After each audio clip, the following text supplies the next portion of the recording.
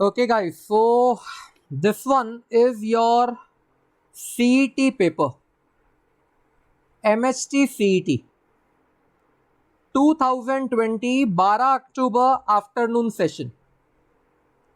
So you can say this is MHT CET engineering paper 2020. Specifically date speaking 12th October. Oh sorry, 12th October, correct. वो भी afternoon session. If you people must know 2020 में हर रोज दो session हुआ था. थोड़े से solutions we will share over here. We will try to share as much solutions as possible. जैसे ये पहला वाला, you can see the question is, जिस तरह उसने ग्राफ्ट किया है, integration 5⁻² upon root of 5⁻² -2x minus 5⁻² dx. Now कोई भी स्टूडेंट होगा उसको इतना तो क्लिक होता है कि इसका जो t होगा 100% वो 5⁻² होगा, क्योंकि उसी का डेरिवेटिव ऊपर बैठा है. लेकिन जब आप 5⁻² का डेरिवेटिव करते हो dt/dx, तो उसमें एक 5⁻² log 5 भी आता है. और ये जो log 5 आता है ये बाद में 1 में चला जाएगा. मतलब ऐसा बन जाएगा 1/log 5 dt is equal to तुम्हारा 5⁻² dx. मतलब अभी नहीं तो बाद में ये स्टेप तो आने ही वाला है, दैट इज फॉर श्योर. मतलब ये जो 5⁻² dx है, इसके जगह पे आएगा 1/log 5 dt. यानी इसका जो फाइनल आंसर होगा उसमें अपॉन में log 5 दिखना चाहिए. आप चारों ऑप्शन देख लो. अपॉन में log 5 भला न दिख रहा हो, पर अपॉन में log 25 दिख रहा है. और 25 5 का स्क्वायर होता है. मतलब बेसिकली शायद डिनोमिनेटर में log 5 के पीछे आगे प्रोसेस में 2 भी आएगा. ये है ना 2, शायद बाद में आएगा. दूसरी बात, यहां रूट है डिनोमिनेटर में. अब नीचे रूट है, मतलब आंसर tan इनवर्स तो आ नहीं सकता. tan इनवर्स में डिनोमिनेटर में रूट नहीं होता है. तो या तो ये आंसर साइन इनवर्स में आएगा, वो श्योर है, और डिनोमिनेटर में लॉग जरूर आएगा, वो श्योर है. इतना भी अगर बच्चा ओरली जज करता है तो वो बोलेगा ये जो थर्ड ऑप्शन है वो करेक्ट है. पूरा आंसर किए बिना एक रफ जजमेंट लगाएंगे तो आंसर ऑप्शन 3 आएगा. Second question, let us understand what does that one says. Second question बोलता है, a multiple choice examination has 5 questions. Each question has 3 alternatives, of which exactly one is correct. तो बच्चे लोग को ये पढ़ के समझ जाएगा कि क्वेश्चन बाइनोमियल थियरम का है. बोलता है कि पेपर में टोटल 5 क्वेश्चन है. मतलब 100% n is equal to 5. 3 alternative हैं जिनमें से एक करेक्ट है. तो सक्सेस की प्रोबेबिलिटी 1/3. तो ऑब्वियस है फेलियर की probability 2/3. Why? Because p + q 1 होता है इसके लिए.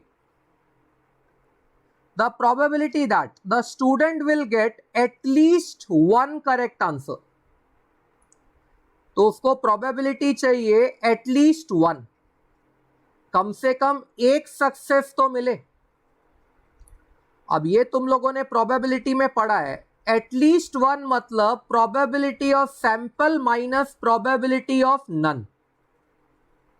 एकदम बेसिक शॉर्टकट है ये, एटलीस्ट वन का probability of sample minus probability of none. None का मतलब होता है जीरो सक्सेस एंड सैंपल की प्रोबेबिलिटी होती है one.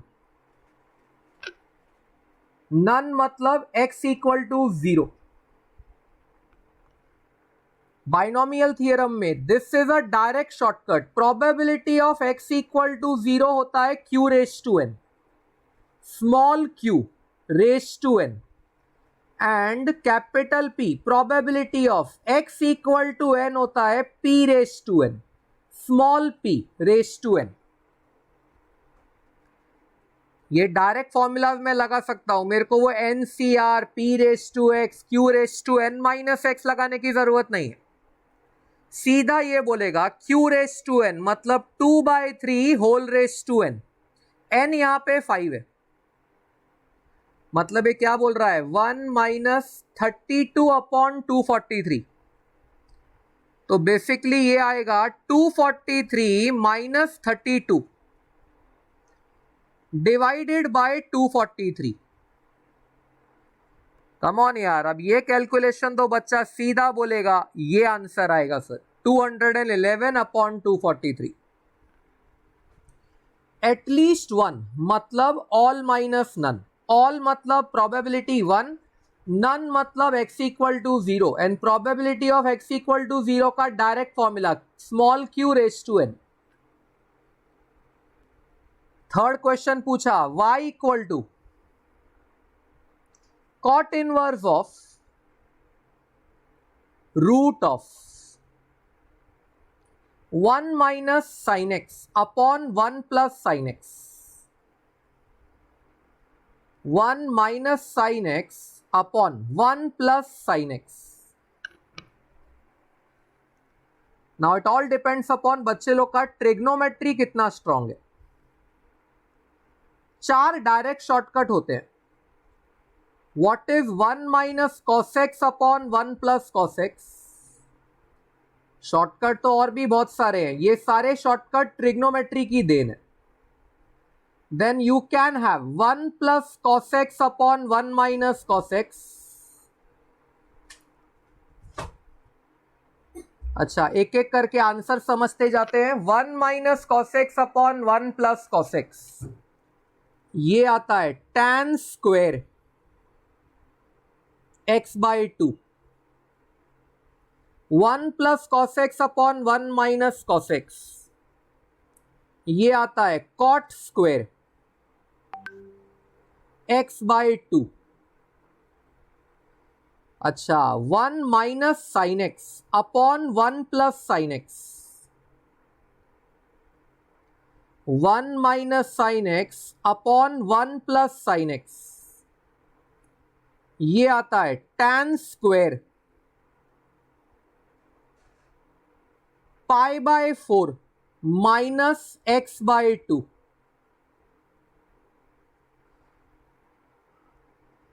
And then we have 1 plus sine x upon 1 minus sine x.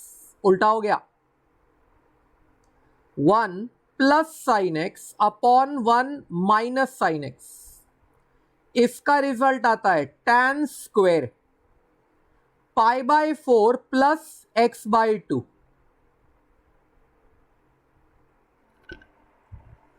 अब यहां पे अगर मैं समझने जाऊंगा कि ये मुझसे क्या पूछ रहा है, तो ये मुझसे पूछ रहा है y equal to cot inverse of. देख लेना, ये जो रेड कलर में लिख रहा हूं वो शॉर्टकट्स हैं, जिसको पहले से आते हैं उसको इतनी वर्किंग नहीं लगेगी। ये सब जो मैं आपको करके दे रहा हूं ये सीख रहे हो तुम लोग। जब बच्चे को पहले से आता होगा तो वो इतना टाइम नहीं लेगा। 1 minus sine x upon 1 plus sine x को लिखेगा tan square pi by 4 minus x by 2। अब वो रूट में है तो बन गया tan of pi by 4 minus x by 2। Root ने वो स्क्वायर को गायब कर दिया। अब ये स्टूडेंट्स को पता ही होगा, जब कॉट इनवर्स ऑफ टैन लिखा होता है या टैन इनवर्स ऑफ कॉट लिखा होता है तो सीधा पाई बाई 2 माइनस वो जो एंगल लिखा होगा ना बाद में वो लिख देने का। तो it is pi by 2 minus pi by 4 minus x by 2, जिसको अगर ब्रैकेट ओपन करके समझने की ट्राई करोगे तो ये pi by 4 plus x by 2 हुआ। कौन? y। तो हो गया ना यार, अगर ये y है तो इसका dy by D x 1 by 2 ही आएगा, पाई बाई 4 का 0, एक्स बाई 2 का हाफ, तो इट इज 1 बाई 2। सोचो, इतने शॉर्टकट्स कभी JEE में काम नहीं आते पर CET में आते हैं। JEE में शॉर्टकट्स काम ही नहीं आते जबकि CET में आते हैं। बहुत डिफरेंस है बेटा, JEE अप्रोच CET अप्रोच बहुत डिफरेंट है। Fourth question, area bounded by the curve y equal to x cube, x axis, line x equal to 1 and x equal to 4। ज्यादा दिमाग खपाने का ही नहीं है, सब कुछ तो उसने रेडीमेड दिया है, हमें करना ही क्या है। Area bounded by the curve y equal to x cube, area का फॉर्मूला इंटीग्रेशन y dx होता है, मतलब x क्यूब dx। लिमिट्स उसने सामने से दिया है 1 से लेके 4। एवरीबडी नोस कि ये जो ग्राफ है ये सिमेट्रिकल नहीं है, नहीं तो मैं ट्वाइस डालता था। ये सिमेट्रिकल ग्राफ नहीं है, जो एक्स क्यूब का ग्राफ होता है नॉन सिमेट्रिकल ग्राफ होता है। यहां कहीं से ऊपर से आता है और थर्ड क्वाड्रेंट में नीचे कहीं निकल जाता है।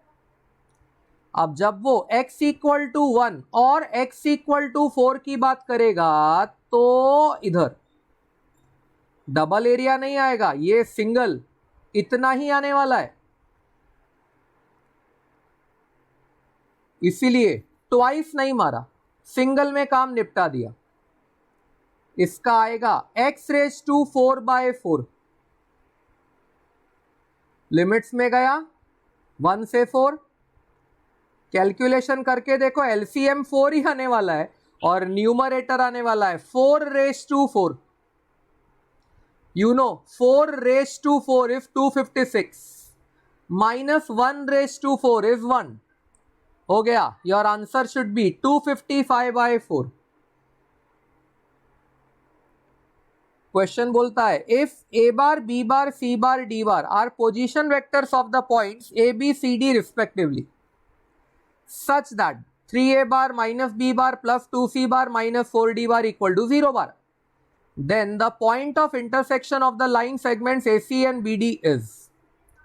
अच्छा याद रखना, उसे AC और BD का इंटरसेक्शन पॉइंट चाहिए। उसने इक्वेशन दी 3A bar minus B bar plus 2C bar minus 4D bar equal to 0 bar. उसने इंटरसेक्शन किसका मांगा? AC और BD का। तो कोशिश करो ए और सी पार्टीज को एक तरफ रखो, बी और डी पार्टीज को एक तरफ रखो, ए और सी को एक तरफ, तो 3a plus 2c, 3a plus 2c is equal to B और डी को एक तरफ रखो तो b bar plus 4d bar. You will observe दोनों में कोएफिशिएंट का एडिशन सेम आ रहा है। अगर यहां पे कोएफिशिएंट्स देखोगे 3 and 2 addition is 5, 1 and 4 addition is 5, तो ये क्या बोलेगा? Dividing by 5 on both sides. अगर इसने अब किया dividing by 5 on both sides, हो गया बेटा, वही है तुम्हारा point of intersection of AC and BD। 3a plus 2c divide by 5, 5 को क्या लिखा?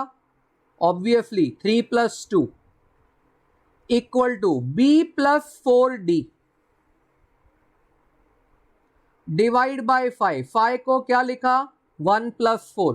ये जो दोनों है ना, यही तुम्हारे आंसर है। They are what you call intersection points of AC and BD।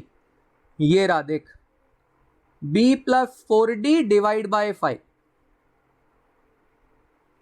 Next question बोलता है a body cools according to Newton's law from 100 degree to 60 degree Celsius in 20 minutes। The temperature of the surrounding being 20 degree Celsius. The temperature of the body after 1 hour is। Now, ये क्या लगा रहा है? उसी ने बोला Newton's law of cooling. You people must have heard about in physics। Newton's law of cooling बोलता है d theta by dt is equal to -k theta minus theta naught. Theta naught होता है सराउंडिंग टेम्परेचर, तो ऐसा। इसको differential बनाएंगे solve करने के लिए। D theta by theta -20 is equal to -k dt, और ये स्टेज पे आके कर देंगे इंटीग्रेशन। यू कैन सी हर एक सम में शॉर्टकट यूज नहीं होता है, लेकिन अगर मेरे पेपर में 50 में से 20 क्वेश्चन भी शॉर्टकट यूज कर लेता है तो मेरा टाइम कितना बचा वो सोचो ना। तो ये हो जाएगा log of theta -20 is equal to -kt plus c। मुझे मालूम है आप इस सम को फिजिक्स स्टाइल में भी कर सकते हो, मैं मैथ स्टाइल में कर रहा हूं। फिजिक्स स्टाइल तुम्हें आता है, मैथ स्टाइल मुझे आता है। जब ये 20 मिनट स्टार्ट नहीं हुए थे, मतलब जब T 0 था, तब बॉडी का टेम्परेचर था 100 डिग्री सेल्सियस। क्वेश्चन में लिखा है, ये डेटा डाल के देखो, तुमको C आएगा log 80। log 80। और जब 20 मिनट्स हो गए तो बॉडी का टेम्परेचर हो गया 60 डिग्री सेल्सियस। जब लॉग में डाला log ऑफ थीटा -20 में, तो ये रह गया log 40, और ये कहेगा log 40 is equal to -20k plus log 80। एक सिंपल स्ट्रेटेजी करो, -20k यहां लो और log 40 वहां लो। इससे तुम्हारी कैलकुलेशन क्या पहुंचेगी? You will get 20k is equal to log 80 minus log 40, मतलब log ऑफ 80/40, मतलब log 2। अगर ये log 2 हुआ तो k कितना हुआ? 1/20 log 2। अब वो पूछता है what is the temperature of the body after 1 hour. अगर बॉडी टेम्परेचर पता करना है आफ्टर 1 आवर, मतलब T इक्वल टू 60। याद रखना उसने मिनट्स में दिया था पहला डेटा, तो अगर वो 1 आवर बोलता है तो T को 1 आवर के जगह 60 मिनट्स लेना। तुम्हारी कैलकुलेशन ज्यादा प्रॉपर आएगी। इनफैक्ट यही है जो राइट देगा। ये बन गया log of theta -20 is equal to, उसका कैलकुलेशन क्या था? -kt। उसमें से k कितना आया और t कितना है? तो t 60 है, -60 इंटू 1/20 log 2 प्लस c है, c कितना है? log 80। सोचो सोचो, ये एक सम थोड़ा प्रोसेस ले रहा है, मानता हूं, 1-2 तो लेंगे यार। इनफैक्ट 50 में से 10 सम टाइम कंज्यूमिंग होंगे, इसलिए तो बोलता हूं शॉर्टकट्स आने चाहिए। तो जो बाकी के 40 है उनमें जहां शॉर्टकट लग सकता है लगा देना। ये हो गया log 80 माइनस 3 log 2। log 2 कितना होता है? log of 2⁻³ which is log 8। ये हो गया log of 80/8 log 10 anti log on both side लिया तो तुम्हें मिला थीटा माइनस 20 इज इक्वल टू 10, हो गया ना, थीटा इज इक्वल टू 30। ये एक क्वेश्चन ने बेटा मेरा टाइम लिया। Next one, the differential equation of family of lines having x intercept A and y intercept B. सोचने का क्या है, d2y by D x square equal to 0 ही आएगा। किसकी बात कर रहा है, लाइंस की। उसमें x इंटरसेप्ट भी आर्बिट्ररी कांस्टेंट है, y इंटरसेप्ट भी आर्बिट्ररी कांस्टेंट है। तो तुम्हें ये तो समझ में आता है, फॉर एनी स्ट्रेट लाइन, कोई भी स्ट्रेट लाइन हो, उसका जो dy बाई डी एक्स होता है वो उसकी स्लोप होती है, और जो स्लोप होती है वो कांस्टेंट होती है। तो अगर dy by D x slope होती है और स्ट्रेट लाइन की स्लोप कांस्टेंट होती है, तो d2y by D x square 0 ही आएगा ना। इसमें ये a और b का कोई रोल ही नहीं था, सिर्फ इतना था कि दो आर्बिट्ररी कांस्टेंट हैं तो दो डेरिवेटिव लेना है, दैट्स इट। वरना एक स्ट्रेट लाइन का डिफरेंशियल इक्वेशन फिक्स है, d2y by D x square equal to 0। ये तो डायरेक्ट शॉर्टकट है, sine of x plus y upon x minus y equal to tan pi by 5। इसका शॉर्टकट क्या है, तो क्वेश्चन का शॉर्टकट इज, कभी भी तुम्हें मिला a function of x raise to n plus y raise to n upon x raise to n minus y raise to n equal to a constant. अगर ऐसा कुछ भी मिलता है तो कभी कैलकुलेशन में टाइम पास नहीं करना। इसका d2y by D x square हमेशा y बाई एक्स होगा, और d2y by D x square हमेशा इसका 0 होगा। ध्यान से देखो, पैटर्न वही तो है। ये जो साइन है ये फंक्शन का काम कर रहा है f, ये वो कांस्टेंट का काम कर रहा है, और जो ब्रैकेट है वो x raise to n plus y raise to n upon x raise to n minus y raise to n वाली शक्ल है। खत्म। ये शॉर्टकट के हिसाब से इसका आंसर आ गया, dy by D x is y by x. सोचो, जिस बच्चे को आता होगा ये शॉर्टकट, वो ये सम में सिर्फ वो जो कंप्यूटर पे टिक मारने का जो 1 सेकेंड होता है बस उतना लेगा। नेक्स्ट वन, प्रोबेबिलिटी का सम है। An urn contains 4 red and 5 white balls. एक बोरा है, जूट बैग, इसमें 4 तो रेड बॉल है और वो बोलता है 5 व्हाइट बॉल है। 2 बॉल्स आर ड्रॉन, वो भी वन आफ्टर द अदर, वो भी विदाउट रिप्लेसमेंट।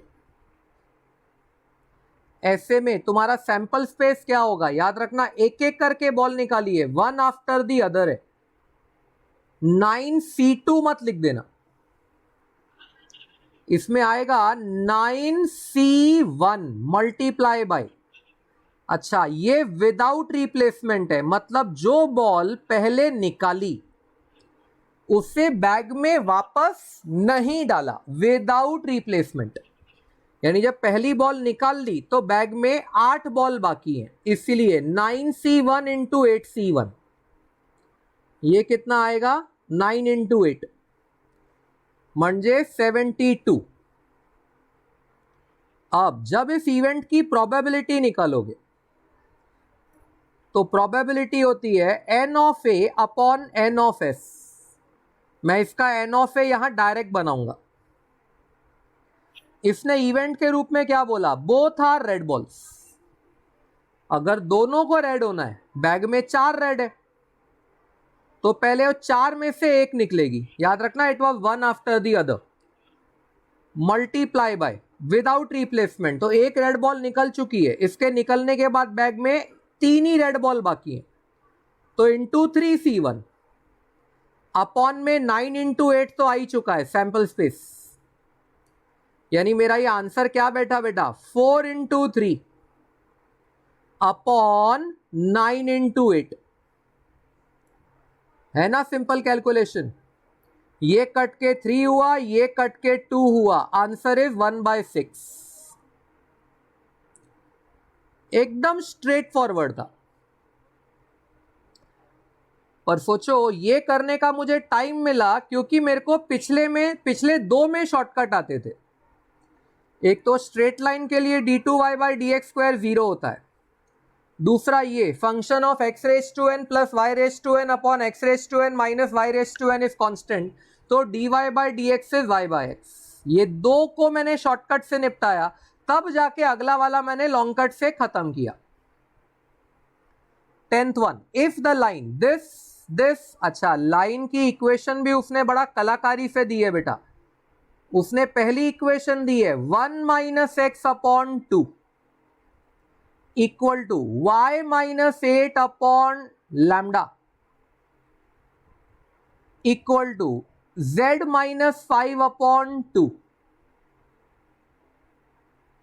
बच्चे लोग को मालूम होगा लाइन कभी 1 - x एक्सेप्ट नहीं करेगी, हाँ x - 1 एक्सेप्ट करेगी। तो अगर मैं इसे x - 1 करता हूं तो डिनोमिनेटर का -2 हो गया, इक्वल टू इसको y - 8 किया, नीचे लैम्डा हो गया।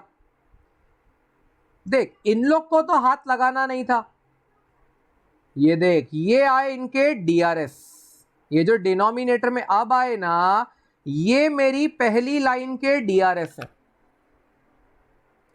अगर आप दूसरी लाइन की इक्वेशन देखोगे तो एकदम करेक्ट दी है, तो 5, 3 और 1 उसके DRS है। एंड लाइन्स आर परपेंडिकुलर, तो उनका डॉट प्रोडक्ट 0 होगा ना, उनके DRS का डॉट प्रोडक्ट 0 होगा। -2 into 5 plus lambda into 3 plus 2 into 1 equal to 0। हमने क्या किया, उसके डॉट प्रोडक्ट को ही 0 डिक्लेयर कर दिया। ये आया 3 लैम्डा, ये है पहले वाला -10, ये है +2, तो ये हुआ -8 इक्वल टू 0। चेक कर लो, यहां से लैम्डा आ रहा है 8/3। सिंपल। 11वें क्वेश्चन में उसने क्या किया, 11वें क्वेश्चन में उसने तुम्हें एक कार्टेशियन इक्वेशन दिया, x + 3 upon 2 equal to 2y - 3 upon 5 and colon मार के दिया z इक्वल टू -1। सिर्फ ये लास्ट वाला थोड़ा समझाने में इंटरेस्टिंग है, बाकी तो इजी है। ये जो x + 3 है, इसको लिखा जाना चाहिए x माइनस ऑफ -3। कार्टेशियन का फॉर्मेट ऐसा ही होता है, x - x1 upon a equal to y - y1 upon b होता है। तो ये क्या करेगा, divide numerator and denominator by 2, ताकि y का कोएफिशिएंट 1 हो जाए। नीचे भी 5/2 हो गया। हाँ बिंदास इक्वल टू लगाओ, z इक्वल टू -1 है ना, उसको लिखो z + 1 upon 0। Yes, believe me और नॉट, ये ऐसे ही लिखा जाता है। ये जो -1 है ये इधर आता है बन के +1 और डिनोमिनेटर में 0 आता है। अब इससे क्या हुआ, ये जो नीचे के 3 लोग हैं ये बन गए DRS, और DRS वेक्टर कहलाता है तुम्हारा पैरेलल वेक्टर। तो अगर मैं इसके पैरेलल वेक्टर की बात करूं, मतलब इसके DRS वेक्टर की बात करूं, तो वो कौन है, 2i cap plus 5/2 j cap. और इसके पासिंग थ्रू की बात करूं कि line is passing through what, तो पासिंग थ्रू आ रहा है -3i कैप -3 प्लस, ये प्लस आएगा क्योंकि माइनस तो कार्टेशियन के फॉर्मूले में होना चाहिए। तो ये जो है -3 3/2, हाँ ये आएगा ना z माइनस ऑफ -1, तो ये -1 they will be coordinates of the passing through point. तो -3 i cap plus 3/2 j cap -1 k cap. ढूंढो ढूंढो, ये वाला पासिंग थ्रू इन चारों में एक ही ऑप्शन के पास है गाइस, सेकंड वाला। ये ध्यान से देखोगे, पासिंग थ्रू इस ये वाला एक ही ऑप्शन के पास है। सर पैरेलल वेक्टर कुछ अलग दिया है? नहीं, वही दिया है। ये पैरेलल वेक्टर है, मतलब डीआरएस वेक्टर। ये अपने आप को मल्टीप्लाई बाय 2 कर सकता है, पासिंग थ्रू पॉइंट नहीं कर सकता। तो ये बन गया ना 4i cap plus 5j cap. तो हमने इसका parallel vector passing through point समझा, तो समझा तो आंसर आ गया फटाक से। नेक्स्ट वन, आपको इसका नेगेशन चाहिए। Negation of the statement there exist A, there exist x belonging to A. तो पहली बात तो इतना पकड़ के चलो बेटा, देयर एग्जिस्ट का जो नेगेशन होता है वो फॉर ऑल होता है। मतलब जितने भी ऑप्शन में फॉर ऑल है वो राइट होने के चांसेस बढ़ जाते हैं। यानी थर्ड ऑप्शन रॉन्ग है वो फॉर श्योर है। और ये जो लाइन है x प्लस 5 ग्रेटर देन 8, इसका नेगेशन होता है x प्लस 5 लेस देन और equal to 8। Students must know negation of less than is always greater than and equal to. Negation of less than or equal to is just greater than. Negation of greater than is less than or equal to. Negation of greater than or equal to is less than. उस हिसाब से अगर हम लोग देखें तो मेरा ये वाला ऑप्शन करेक्ट आएगा, जो सेकंड ऑप्शन था वो। 13th क्वेश्चन बोलता है इंटीग्रेशन 2 से लेके 3, क्वेश्चन तो वहां लिखा ही है dx upon x square plus x. अरे dx अपॉन मतलब 1 अपॉन ना, और एक्स स्क्वायर प्लस एक्स मतलब x कॉमन ब्रैकेट में x प्लस 1 dx। तो ये 1 अपने आप में क्या करेगा, प्लस x माइनस x, और 1 प्लस x को ब्रैकेट समझ के न्यूमरेटर स्प्लिट।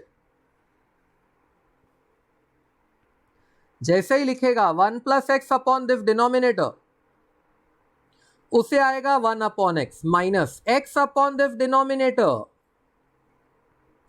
उसे आएगा 1 अपॉन एक्स प्लस 1। लिमिट 2 से लेके 3 minus log of x plus 1, और ये जाएगा लिमिट्स में फ्रॉम 2 to 3।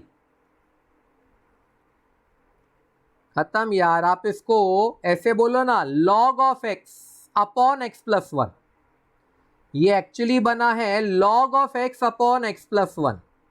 जब उसमें मैं 3 डालूंगा अपर लिमिट, तो वो दिखाएगा 3 upon 3 plus 1 which is 4, minus जब मैं उसी में 2 डालूंगा तो वो दिखाएगा 2 अपॉन 3, 2 प्लस 1 ना इसके लिए। तो उसने अपना फाइनल आंसर क्या दिखाया, log of 3 upon 4 whole upon 2 upon 3।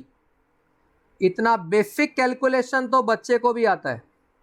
It will be log of 9 upon 8। तो ये बन जाएगा लॉग ऑफ 9 अपॉन 8। हाँ, क्या बोलते हो गाइस, हॉनेस्टली अपने आप को पूछने का, इनमें से कितने सम्स अपने को आते थे, कितने पहले कभी आते नहीं थे, या फिर कितने शॉर्टकट्स तुमने न्यू वाले देखे, कितने पुराने वाले थे। प्रॉपर जजमेंट लगाने का अभी भी टाइम है। अगर अभी भी अपने आप से झूठ बोलोगे तो आगे की प्रिपरेशन अच्छे से नहीं कर पाओगे।